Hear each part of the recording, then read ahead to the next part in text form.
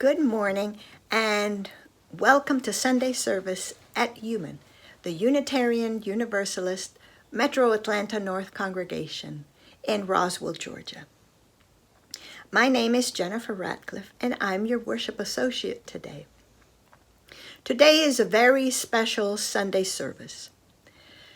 We are retransmitting the Sunday morning service that occurred last Sunday, June 27th, as part of the General Assembly that happened this year. It is a retransmission of a service that happened at the First Unitarian Church in Minneapolis. I also wanted to welcome any visitors that are here for the first time. If you would like more information about UUMAN, please visit our website, uman.org, and look for a tab for first-time visitors. A member of the membership committee will contact you to give you more information about us. I also wanted to let you know a little bit about what happened last Sunday, which was the conclusion of a few days of Unitarians gathering, as we do every year, in General Assembly. General Assembly is a sort of convention for Unitarian Universalists. This year it was held in Milwaukee, Wisconsin, but many of us delegates attended remotely. This year also marks quite an important milestone for UUMAN. This is the first year that we have met our quota of delegates. We were 4 delegates representing UUMAN. Noel Lehman, who is a brand new minister, Bob Pop, our president, myself as vice president, and of course our minister Dave Dunn. This year marks the 60th General Assembly of the Unitarian Universalist Association. Delegates gather to exchange spiritual information. We gather in service. Every day there is worship, but we also attend workshops and we do business as an association. This year we passed bylaws, amendments, we elected some officers, we approved reports, budgets, and also what we call actions of immediate witness, statements of conscience, a statement of conscience, and responsive resolutions. These actions guide the association and give a general path for congregations and as a whole, and it shows what is in the forefront of our interests, what are events and concerns to guide us towards transforming our world, which is part of our covenant. The most important part about these affirmations is what they reflect about us. And the 3 actions of immediate action had to do with advocating for transgender communities, addressing extreme inequality in medicine and public health during the COVID pandemic, and stopping voter suppression and partnering for voting rights in a more multiracial democracy, as well as undoing white supremacy and divesting in investments related to the pipeline and creating a more just by investing in young adults and young people. I hope that this encourages you to explore more of our workshops and our general sessions and the proposals that were submitted. All of this information is available at the Unitarian Universalist Association workshop, uua.org. And if you have any other curiosity about any of these, please reach out to me. I can surely give you more information. So relax, enjoy the next hour and 20 minutes of a service. Please don't forget to support UUMAN, and also please include your joys and sorrows, as we usually do every Sunday, in the chat section. It's good to see you all. I wish you a wonderful week, and stay well. Namaste.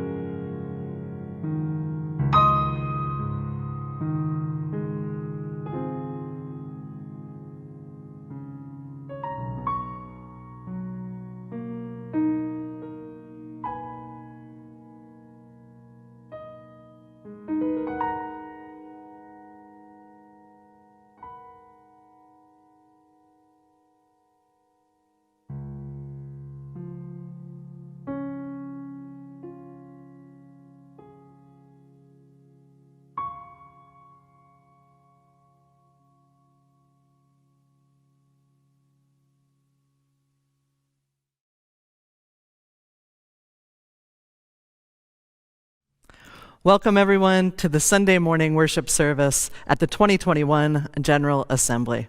My name is Jennifer Crow, and I'm one of the ministers at the First Universalist Church of Minneapolis, and we are so glad that you are here with us. If you're joining us live on Sunday morning, we hope you'll use the chat if you're able, and let us know where you're coming in from, and say hello to each other there. First Universalist Church is a faith community that welcomes, affirms, and protects the light in each and every human heart, that listens deeply to where love is calling us next, and with humility, compassion, and courage, acts for justice in the world. We do all of this as a faith community that is deeply committed to dismantling white supremacy culture and building the beloved community, a place where all can be free and feel a sense of belonging and wholeness. We welcome you to this place and space. We come to you today from Minneapolis, Minnesota, from First Universalist Church, from the shores of Buikema and the contemporary and traditional homelands of the Anishinaabe and Dakota peoples, the original stewards of this land.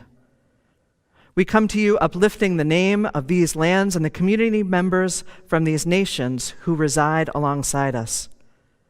We come to you from Falcon Heights, from Brooklyn Center, and from George Floyd Square. We acknowledge the trauma that is deeply embedded in the foundation of this country, the genocide, enslavement, and ongoing occupation and oppression that has impacted indigenous communities, communities of color, and immigrant and other communities, the culture of colonization and white supremacy that injures us all.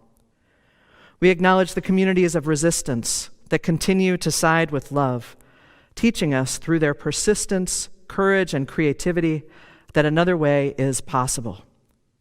Here in this particular place, and in all of the places that you are, we invite you to bring your full self into the present moment. Breathing in and breathing out, we connect across space and time. We heal ourselves and each other as we tell the truth in love. Welcome once again to this shared experience of hope and healing.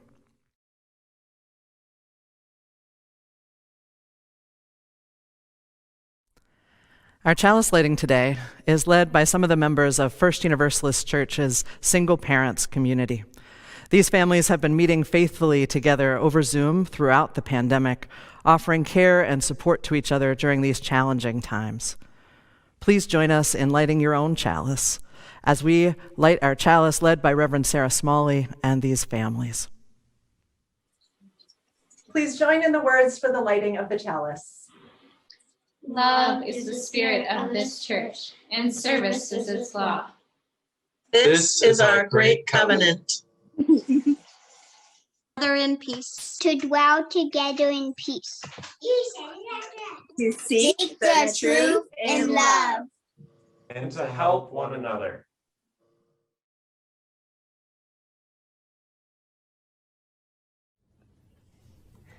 Love, love, love. All we need is love, love, love. All we need is love, love, love. All we need is love, love, love. All we need is love.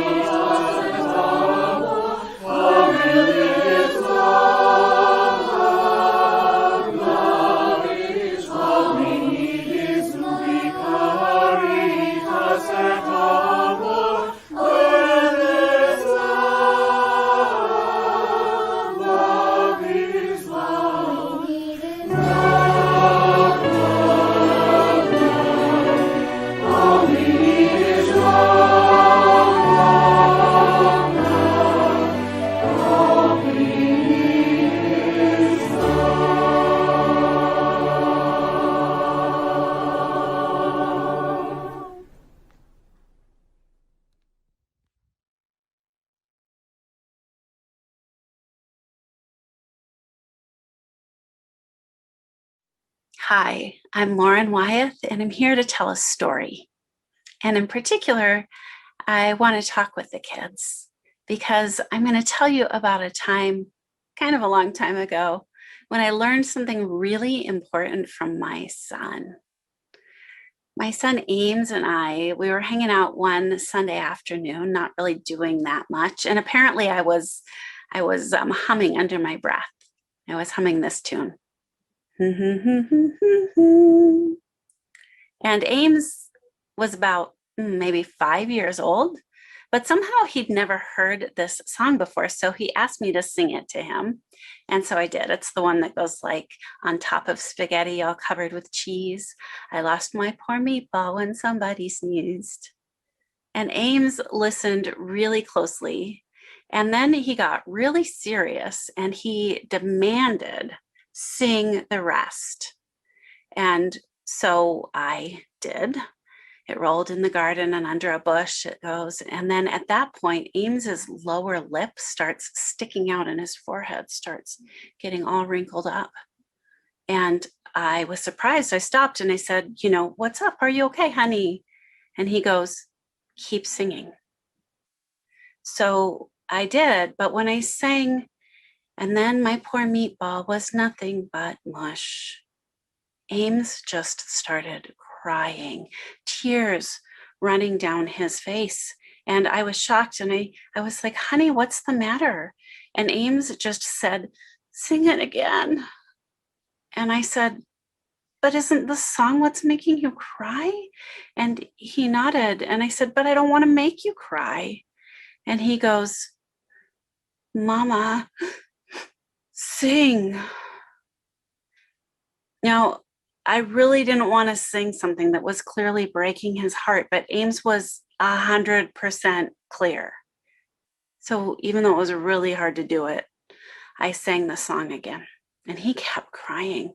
And then he wanted to hear it all the way through again, and then again, until finally he was all cried out.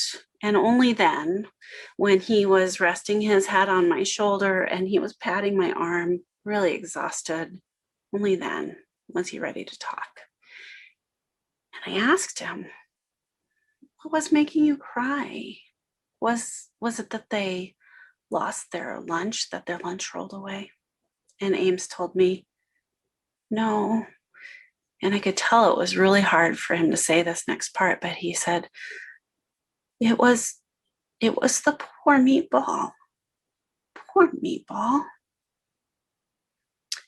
Well, ever since that day, Ames and a lot of other kids too, many of them at my church, they've been teaching me something really important. They've been teaching me that when we feel compassion, when that wells up in us, it's natural and it's good to move in closer, even if it hurts. So we can use our hearts and our minds and our bodies to understand what's happening.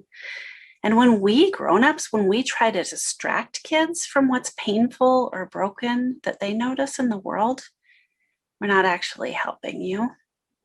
I didn't know it back then, but Ames really needed me to sing so that he could better understand the meatball.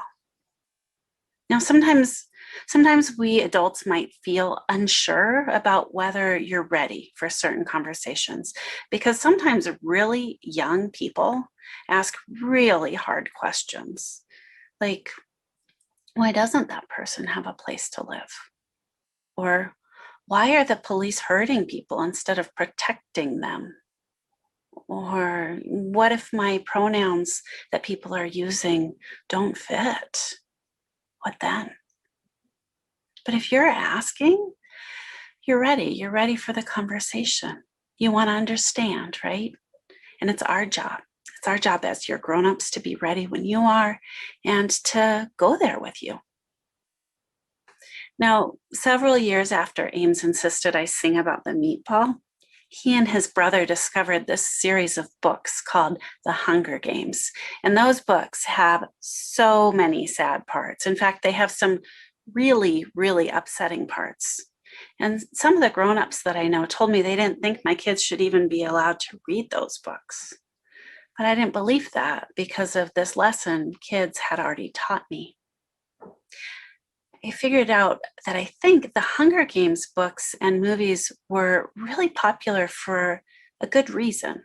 And I think it's because they are about make-believe kids in a make-believe world where terrible and dangerous problems are right in front of them. and where many of the make-believe grown-ups don't really seem to understand how scary and wrong things have become. And the truth is, there are some big, serious problems in the real world, evil things that happen. And kids are right to look for stories that help them think about why that is and what we might be able to do about it.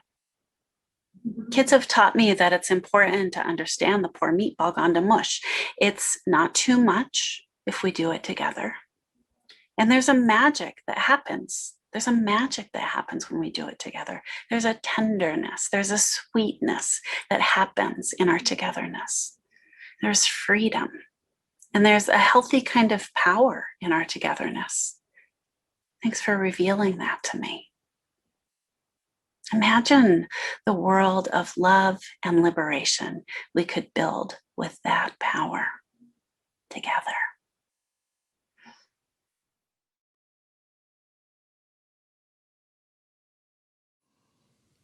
As we do every year at General Assembly, this morning's offering will go to a 501c3 that describes themselves as a multiracial, interfaith organization committed to justice issues of greatest importance to the residents of Milwaukee, a city afflicted with racialized and concentrated poverty. This year's collection will benefit Micah, Milwaukee Inner City Congregations Allied for Hope, and joining us now with more information is Lisa Jones, Micah's executive director and lead organizer. We rise. Hello, Universalists and Unitarian siblings. My name is Lisa Jones, executive director and lead organizer at Micah, Milwaukee Inner City Congregations Allied for Hope.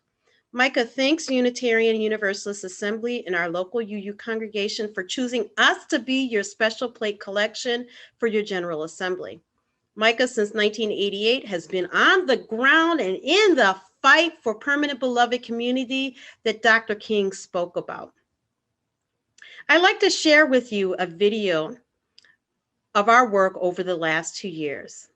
My friends, let's rise up together to make Milwaukee, Wisconsin, and the nation a healthy community free from all oppressions. We rise, humbly hearted rise,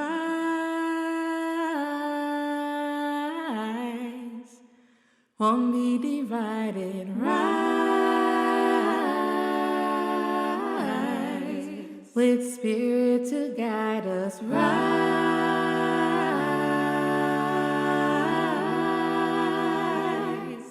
in hope, in prayer, we find ourselves here. In hope, in prayer, we're right here. In hope, in prayer, we find ourselves here. In hope, in prayer, we're right here, and we rise.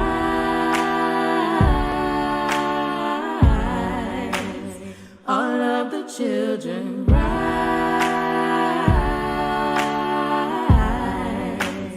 elders with wisdom rise, ancestors surround us, rise.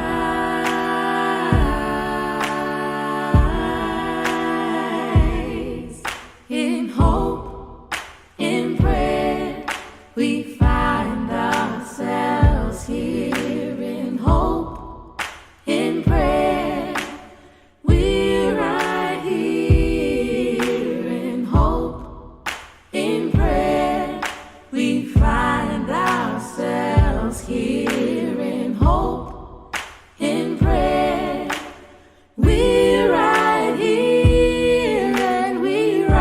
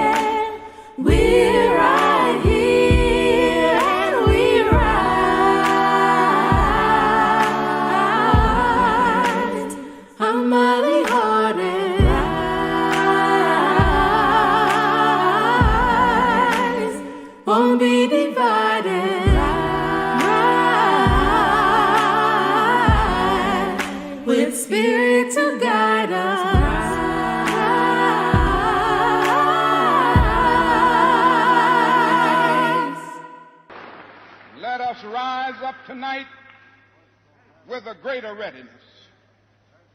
Let us stand with a greater determination, and let us move on in these powerful days, these days of challenge, to make America what it ought to be.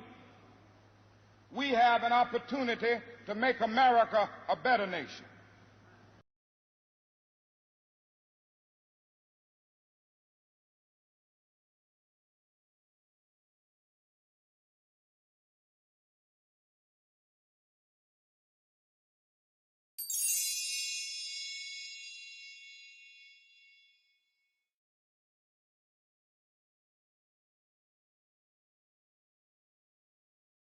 Good morning. I'm Aimee K. Bryant. I'm the artist in residence here at First Universalist Church in Minneapolis. For Black people living through the tyranny and oppression of anti-Blackness, singing can be an act of rebellion. It is technology for self-care, and it can also be a cauldron for cultivating joy. I offer you the following humming meditation in the spirit of that resilience and revolution. So I'm inviting us into a body-mind meditation together today. You are the expert on your body-mind. Please change or adapt any of the instructions I'm about to share to meditate in ways that honor and support your body-mind. Find a position that honors your being, that helps you be more comfortable. Relax your gaze or close your eyes if you prefer. Take in a slow, easy breath. And on whatever note you like, please hum. Let your body tell you when to inhale and when to hum. There is no one to keep up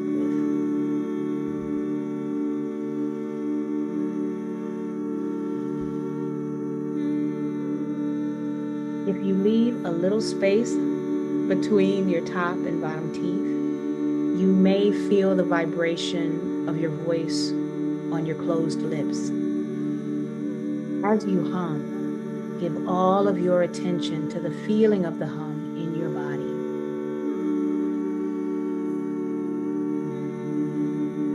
Keep your attention on your breath as it enters your body, expanding your rib cage and turning into sound when you exhale.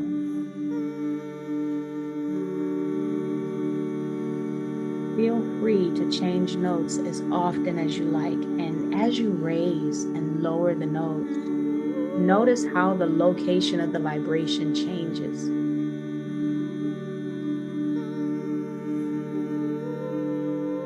When you notice your mind wandering, say to yourself, thoughts, and then give all of your attention back to the vibration your voice makes in your body.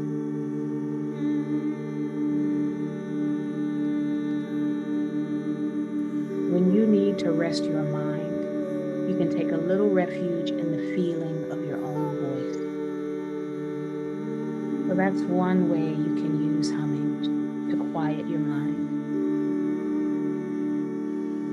Continue to hum. Another way is to focus the healing energy of the hum directly onto your emotions. As you continue to focus on your breath and vibration, take a moment to identify where whatever emotion you're feeling is living in your body. Let go of the story, the why of it, and just observe the emotion in your body.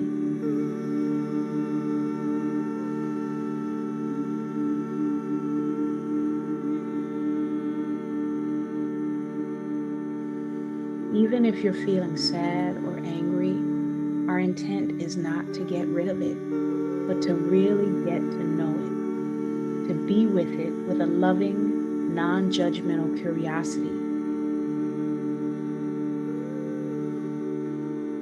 If you are happy and hopeful, really pay attention to that too. What is the sensation of the emotion in your body? Is it hollow? Is it hot? Is it does it live in your body? Is it in your forehead, in your throat, maybe in your chest or your abdomen, maybe in your pelvis? Place your hand on the spot where you feel the emotion in your body. Continue to be with the emotion with a loving curiosity, and on your next exhale, send your hum to that spot. Really bathe that emotion and that part of your body in the healing sound and vibration of your voice. Give it a vibrational massage. You can sing to your sadness and your anger. You can acknowledge when you're having a hard time and still love yourself through it, even the hurting part of yourself. And you can amplify your joy. I'll stop talking. You keep humming.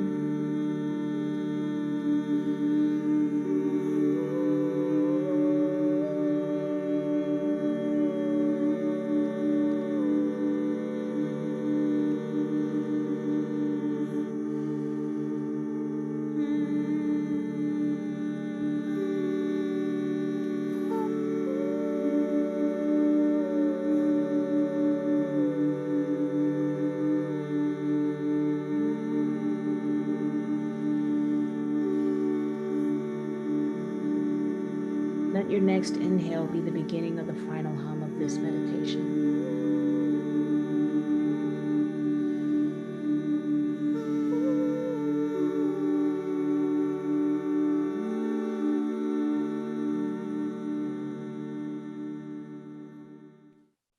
Now that you've stopped singing, notice how your body feels now. If your eyes have been closed, open them when you're ready.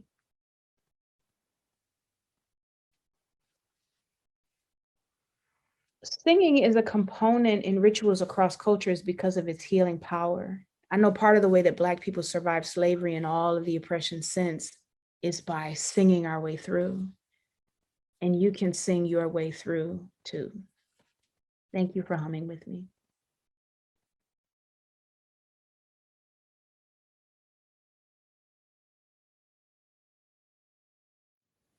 My name is Arif. Welcome to a time of prayer. I invite you to put down what you're holding. Let your body come into presence and awareness. Yo soy Julika. Te invito a un espacio sagrado. Te invito a rezar conmigo. Join us in prayer. Join us in prayer. Holy One whom my ancestors knew and prayed to. Dios de mis antepasados. God we know by many names, and God we know beyond all naming. En el nombre de lo que amamos y lo que cuidamos y lo que buscamos. How can love win, beloved? How? Everywhere we look, there is violence and destruction. The land is burned and burning. The seas are boiling and rising. Countless beings lose life every single day. Where is love winning? No te encuentro, diosa de mi vida. No veo la salida a todos nuestros problemas. My heart breaks every time I open to what's going on around me. I can't change all of this. Es demasiado. It is too big. It is too much. I am too small. I am too alone. Hear my prayer of lament. Acompáñanos, Dios de la justicia. Ven a nosotros. Hear my prayer of hopelessness. My heart is broken. May I rest, may we rest in broken-hearted silence.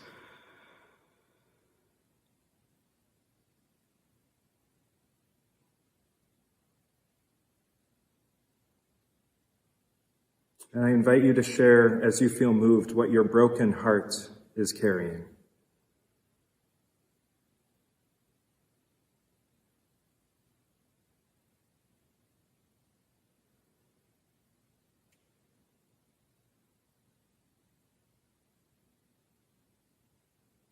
Out of this silence, I hear the voices of my ancestors.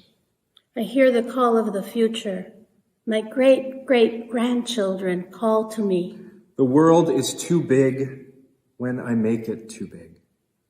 My work, our work, is maybe not to win, but just to try. Maybe love is already winning. El amor ya está ganando. My great-great-grandchildren are cheering us on. You don't have to win everything. Just hold the space. Just hold the space. We are coming. Ya venimos. Love wins when my resolve does not waver. Love wins when I nourish even a tiny ember of hope. El amor gana cuando me pinto la cara color esperanza. Love wins every time one of us takes one small action in the service of a wider and bigger love, a bigger we. Then hear our prayer of hope. Hear our prayer of possibility.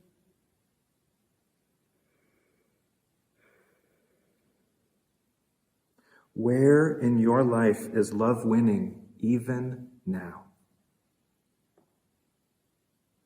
Speak it in your living room, in your bedroom, wherever you are joining us in prayer. Speak it out loud. Speak your hope.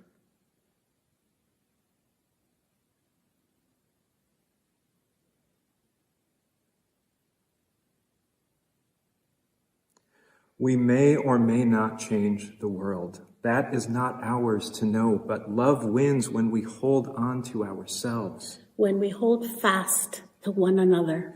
When we keep faith with each other and make room for more and more and more to join us. Juntos, adelante, más y más cada día. Just hold the space. We are coming. Amén. Bendita seas, benditos seamos todos. May it be so, and blessed be.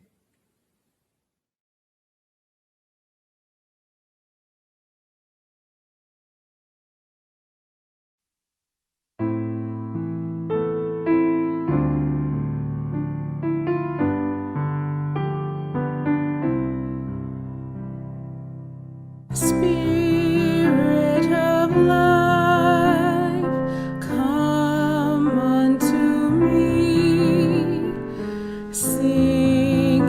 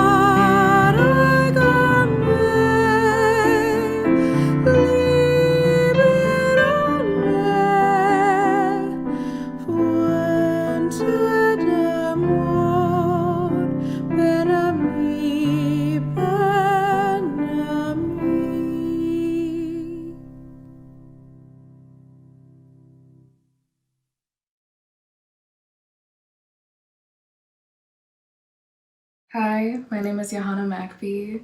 I'm a member at First Universalist Church, and I also serve on the Board of Trustees.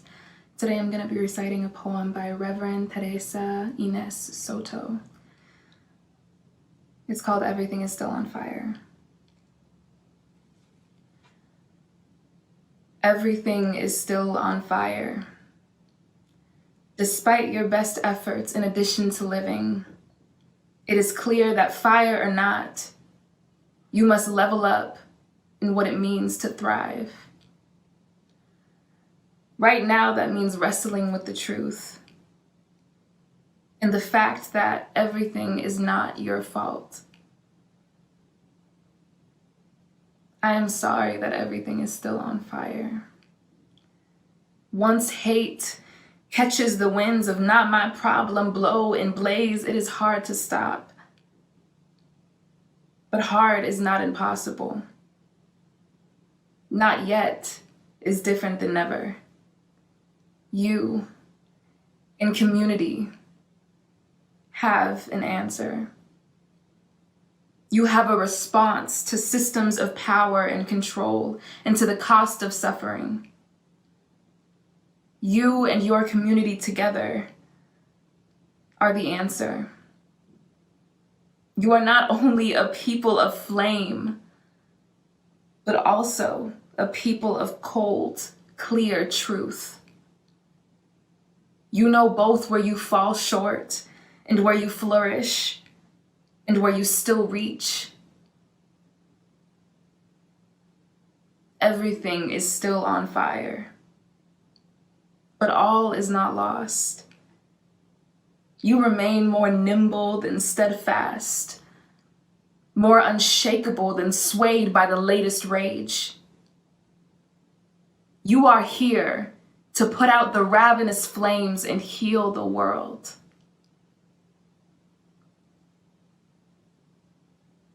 Enough is enough. Everything is still on fire.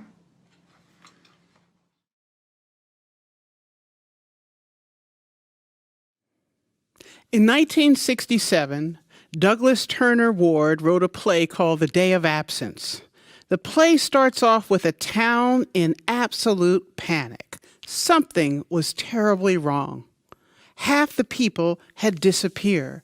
In fact, all of the black people in the town had disappeared. A scene from the play. Jimmy, they gone. Henry, not a one of them in the street, not a one of our homes, not one singing, not one walking down the street. The last living one of them, nowhere to be found. What are we going to do, Mayor? Keep everybody together. Keep your head on your shoulders. They can't be far, probably just hiding somewhere. Jackson. Yes, sir, Mayor? Immediately mobilize our Citizens Emergency Distress Committee. Order a fleet of sound trucks to patrol the streets in the Negro alleys. They can't remain hidden for too long. Tell everybody just to calm down. Everything's going to be under control. Then have another squadron patrol some more alleys and find out if they're hiding somewhere where we can't find them. Ordering them out one by one. Wherever they are, by God, we will find them. If we have to dig them up from the ground ourselves, we're going to find them niggers. Now, the play is performed in whiteface with black actors. And it goes on to depict the chaos that occurs in this small town without black people. But where do they all go? Why did they all leave? Will they ever come back? What prompted them to leave in the first place? In many ways, the disappearance of black people from this town disempowers white supremacy. Without black bodies, white supremacy becomes non-functional and inert. Without blackness, whiteness is dangerously feeble, feckless, and frightened by its own shadow. Since it is historically irrational and nearly impossible for blackness to enter into any kind of fruitful relationship with the concept of whiteness, black liberatory responsibility and rationality is the only path forward. One form of this rational Black resistance that has proven highly effective throughout the Black diaspora is that of fugitivity. The philosopher in the discourse of Professor Fred Moten defines Black fugitivity as a disavowal of and disengagement from state-governed prospects that attempt to adjudicate normative constructions of difference through liberal tropes of freedom and democratic belonging. Black fugitivity is a desire for and a spirit of escaping and transgressing the proper and proposed. Friends, fugitivity means always running away from. The ontologically embodied challenge for African Americans to leave that random social notion of slaveness. Because of this inheritance that we have incurred, it is deep within my Black DNA to escape. Years ago, I was on a tour of a plantation with a Native American friend of mine. And while the tour guide was giving some very vague descriptions describing the antics of this plantation, I decided that I was going to make history come alive with my friend. And we started to play a game with the tour guide and the other tourists of running away, of hiding around every corner, telling them to shh, we're trying to escape, massa. We attempted to do this throughout the tour, and while our reenactment caused great consternation for our guide and the other tourists, it was the only response we could have had, freeing ourselves from the proper and proposed government-sanctioned limitations placed on us by this historic plantation. The demarcation of Blackness necessitates our fugitivity. In the play, Blackness disappeared from that town. They left because of the gratuitous acts of harm inflicted upon them. They left because they had plans to build communities like the Blue Maroon community in the Blue Mountains in Jamaica. They left because they had ideas to produce an economy like the fabulously wealthy Black Wall Street of Tulsa. They left because they had dreams for their children in the swamp schools on stilts off the eastern shores of the Carolinas. They had visualizations of independence, of self-reliance, and of joyous segregation. I came to Unitarian Universalism with a free-thinking, unapologetically human-centered belief that was unshackled by any kind of proper and proposed notion of religiosity, superstition, and trickery. Black fugitivity is supported by our first principle because fugitivity supports the act of self-directed inherent worth and dignity. Not the worth and dignity ascribed by others who simply want to see my Black body next to them in a pew to smile at me on Sunday. No.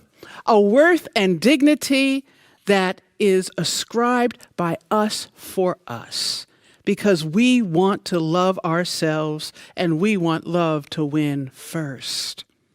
Not a love of self that has a bargaining chip or some kind of negotiables, but a love of self that is firm, rooted, solid, unwavering, and fierce.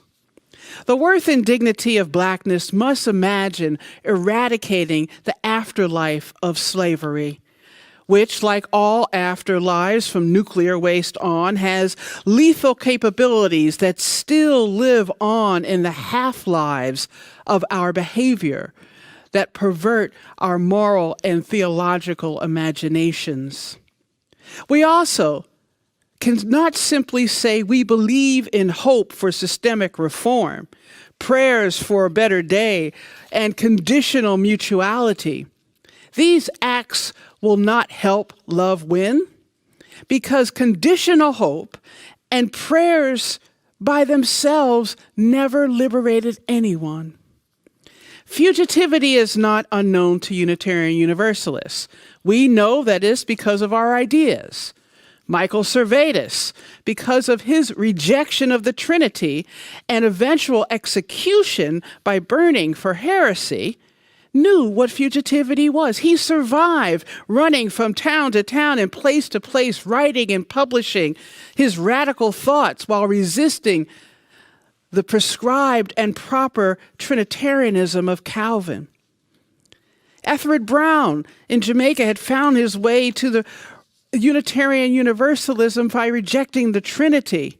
And as a Unitarian Universalist minister, he received nominal and limited support.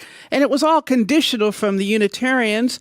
But he started a successful black church in Harlem 100 years ago. Reverend Brown, like so many black Unitarians and Universalists, over the last 175 years became fugitives within our faith, seeking theological and religious freedom, only to be met with racism, tokenism, and pet-like curiosity. Remember, the Unitarian Universalist Black Fugitivity Walkout in 1967? Black ancestral commitments to humanism is seen in these freedom-seeking behaviors. Fugitivity, escaping, marooning, and hiding. These techniques have been the avenues to realize our humanity as we resist the anti-humanism of whiteness. Along with our indigenous siblings, our commitment to our inherent worth and dignity makes us the first humanist in North America. Think about it. So think about it, friends. Think about it. Will the black people ever come back to that town? What happens when we focus on the fugitive instead of the emancipated? What might we learn about justice from the runaway slave, the outlaw, the maroon? Is justice something that is state-sponsored and can be bestowed, or must it be fashioned from the broken shards and bits and pieces of life in the swamps and the hills seeking freedom? Can the memories, experiences, and unreconciled grievances of fugitivity expand our vision of the future in America? Now, at the end of the play, the town is in absolute disarray. In fact, they're thinking of calling in the National Guard to do laundry and cook for them. They just don't know what to do without blackness. The mayor pleads on a loudspeaker, "Please come back, y'all.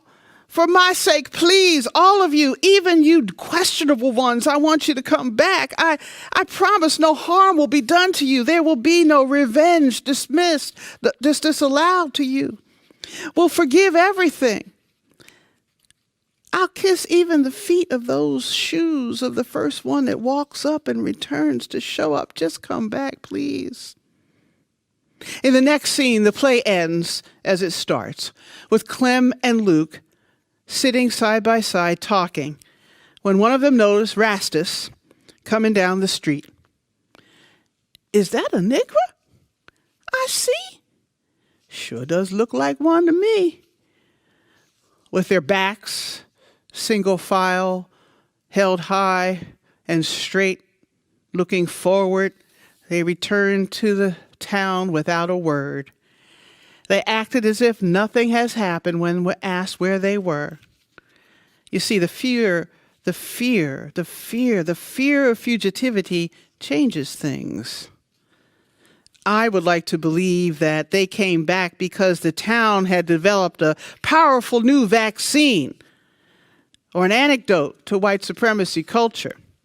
Is that possible? Friends, create a container with your arms and open up your own moral imagination.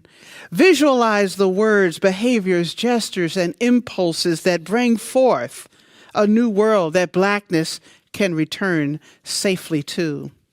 Let us create a vaccine for the contagion of white supremacy.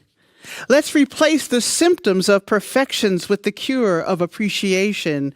Can you see that? Let us replace the urgency of white supremacy culture with measured discernment. Let us acknowledge our fear and relinquish defensiveness. Let us replace the characteristic of objectivity with particularity. Let us replace the characteristic of power hoarding with sharing and listening. Let us replace the characteristic of fear and open conflict with honesty and authenticity. Let us replace the characteristic of paternalism with real mutual regard. Let us stop thinking there's only one right way and cultivate cultural humility. If we do this, we will replace some of our individualism with communion. Now that we are filled up with an aspiration to imagine a new culture, ask yourself, friends, this question. Is this country, is our faith, is America ready for the fugitive to really return? Is this country redeemable? What will you do to help us figure it out? Blessed be and amen.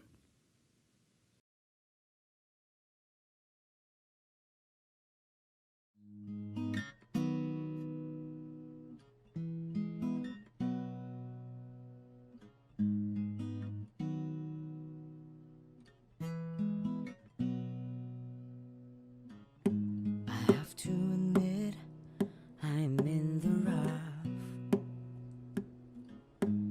Try to forget, but it's just so tough, yeah. Hungry for peace, and whenever I ease it, the more it just breaks me down. No, but I still hang on. So if there's no pressure, there'll be no diamonds. So I don't mind it coming my way, no. I'm tired of putting out the fire. Freedom is all I desire. If there's no pressure, there'll be no diamonds. And I know I will be a diamond, diamond, diamond. I know I will be a diamond, diamond, diamond.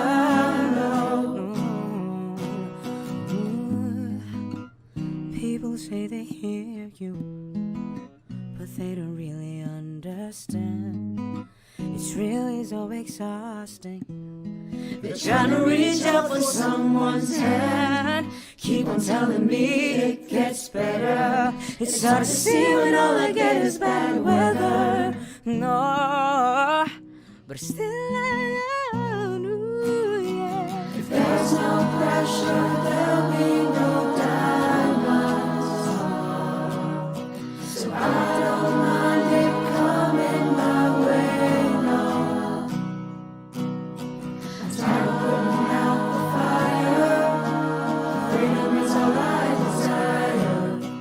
If there's no pressure, there'll be no diamonds. And I know I will be a diamond, diamond, diamond. I know I will be a diamond, diamond, diamond. Hold for me, press on me, I don't mind seeing it coming my way. Hold for me, press on me, I don't mind seeing it coming my way. Hold for me, press on me, I don't mind seeing it coming my way. No. Hold for me, press on me, I don't mind seeing it coming my way.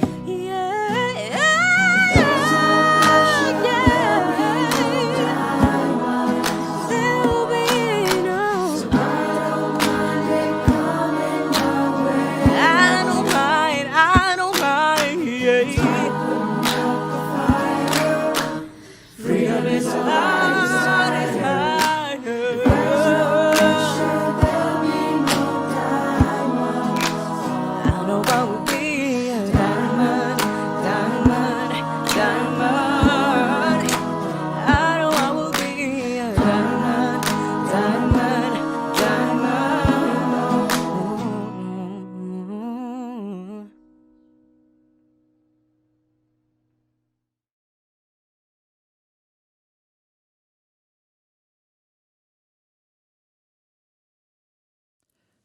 It was a few months ago when my son made the invitation.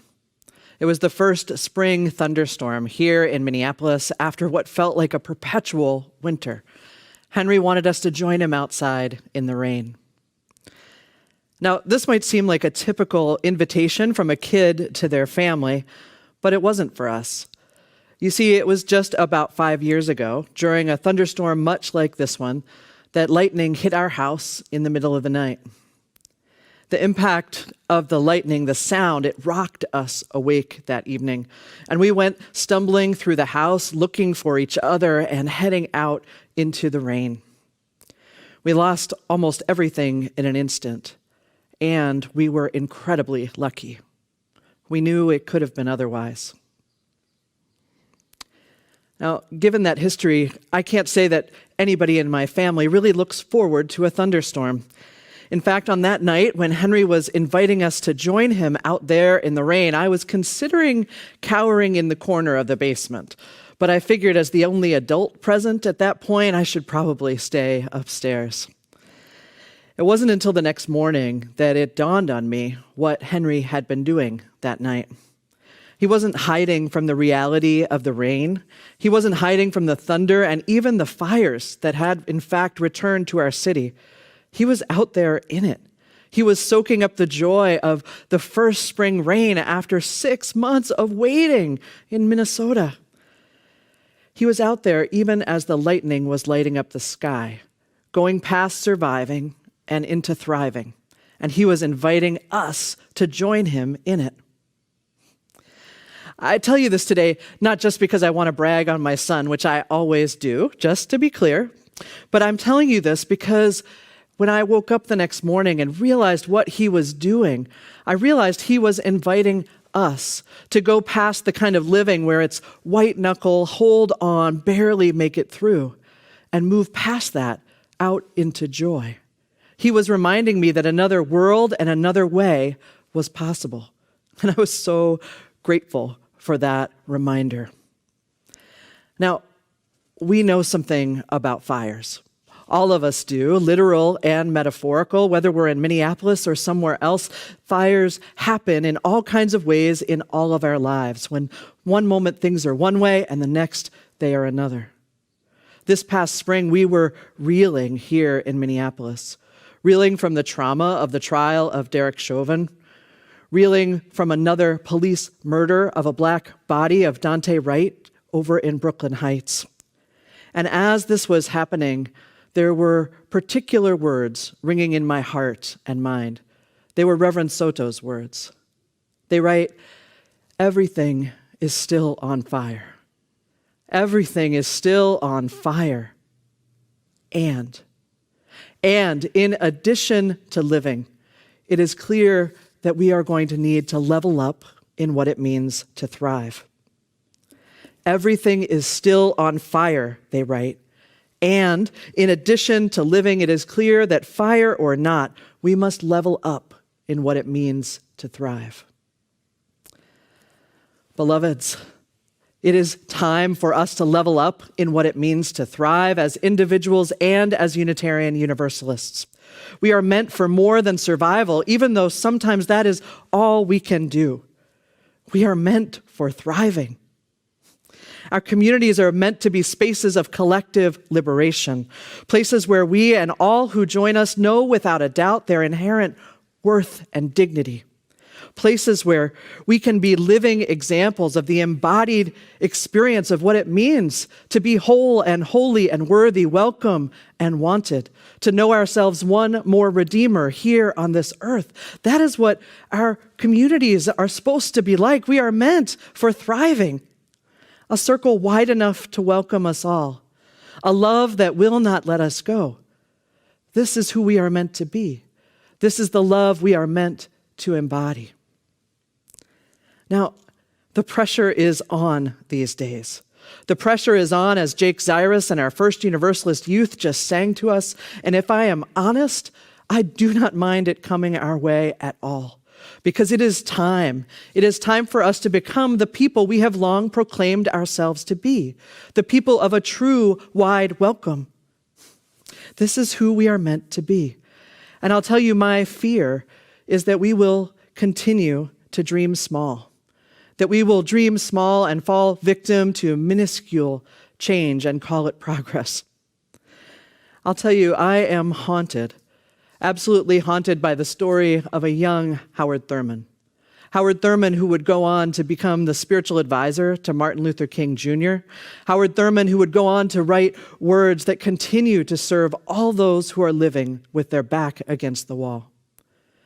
It was the 1920s, and Howard Thurman was a student at Morehouse College, and he was on his way with his mentor to an integrated meeting at the local YMCA.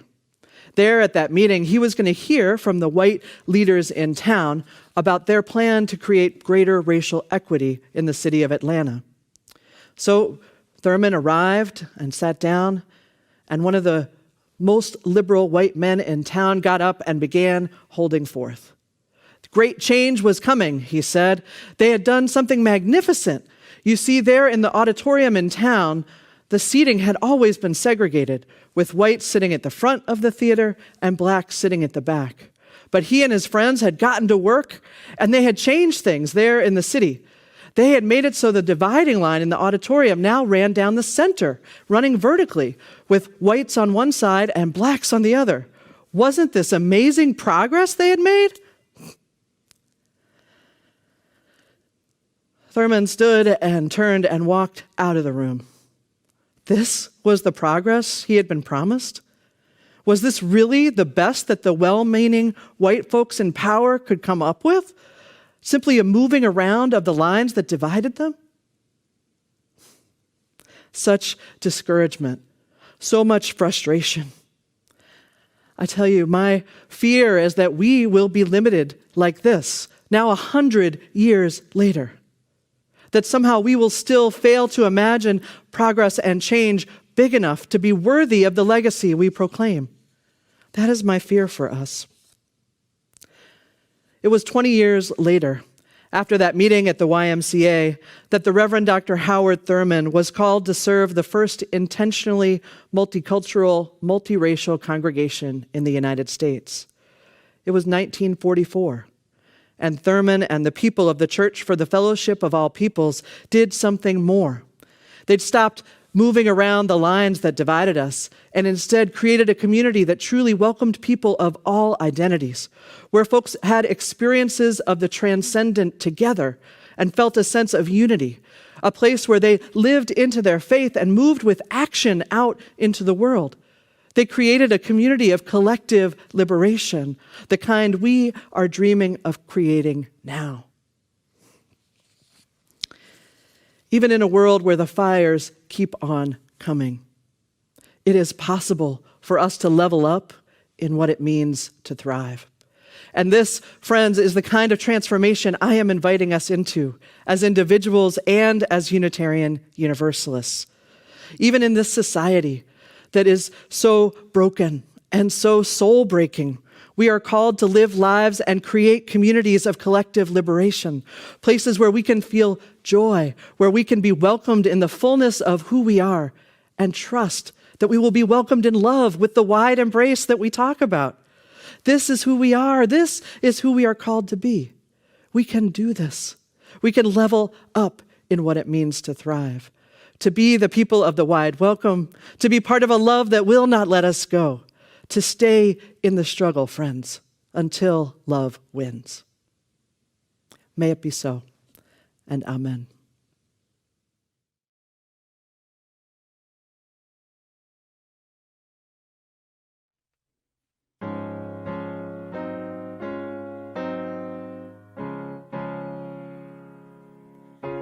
Joyful, joyful love, we adore thee.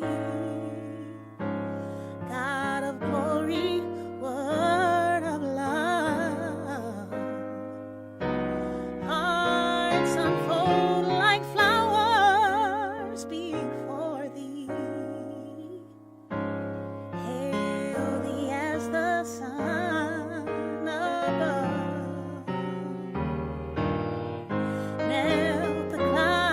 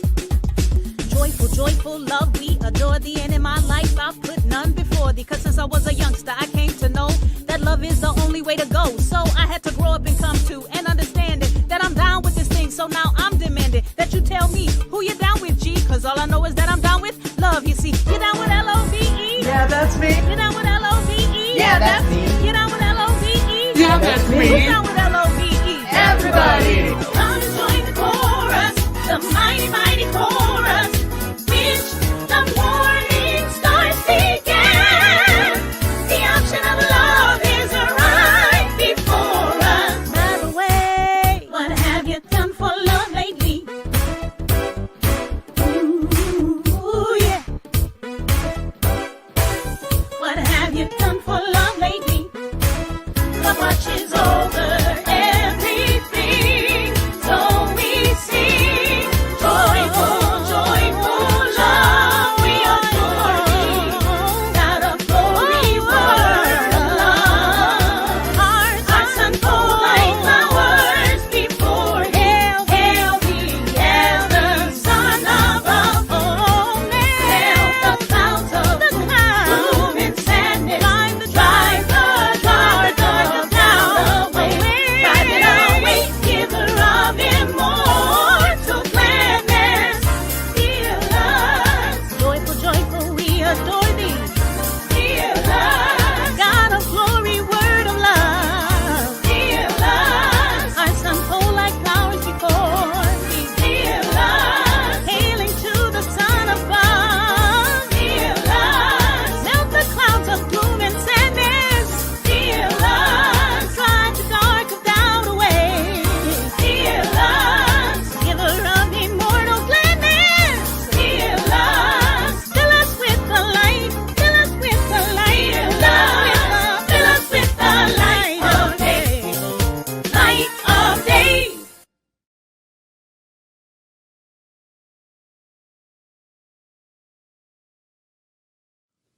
Beloveds, may you each know yourselves as the beautiful and important people that you are. Each one of you born one more Redeemer in this world, whole and holy and worthy, welcome and wanted. And then, friends, may you go share this love with the world. May it be so. Amen.